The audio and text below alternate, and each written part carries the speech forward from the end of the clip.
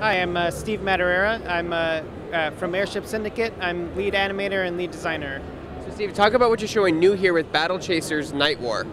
So this is, we're showing a new dungeon, a new character we haven't shown before. This is about 15 hours into the game. It's the third dungeon, so you'll get to see some of that. We have a lot of all the new mechanics in, like the fishing mini game. The game manual is there, which will let you see a brief glimpse of all the different mechanics. You have all of your inventory, crafting. You can see your fishiary, the bestiary. So it's all there to look at. Now, for people who don't know what Battle Chasers is, kind of give a brief overview of what this game's all about. Sure. It's a dungeon crawler RPG. It's based on a comic from the 90s made by Joe Mad, who's a Marvel artist. He did X-Men and stuff. He started a comic in the 90s. Ended on a cliffhanger. He went into video games, founded Vigil Games, did Darksiders 1 and 2. A couple years ago, we did a Kickstarter, and we got successfully funded to make a game based on the comic.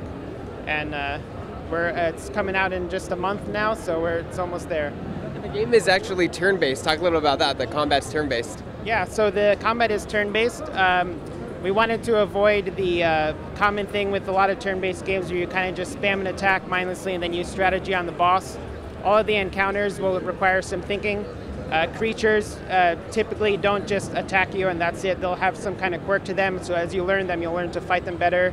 There's a lot of synergy between moves, between characters. There's an initiative bar, so you can see the order. Different abilities have different timings and casts, so you can do a lot of things there. So as an animator, what are some of the challenges when bringing someone else's creations to life, from concept to model to finally in-game moving around? It was just a lot of fun. And it was kind of like the characters are just so awesome. All of the characters that Joe creates they're lots of fun to work on. So it was just kind of easy to get lost in it and just like go into it. And having him there too for feedback and stuff, it went by, it was, I don't know, it was just fun.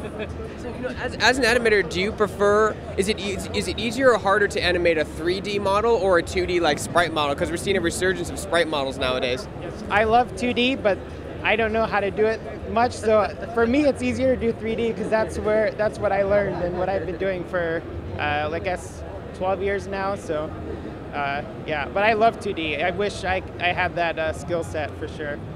So when does the game come out and what platforms will it be on? It comes out October 3rd. It'll be on PC, Xbox One, PS4, and Switch.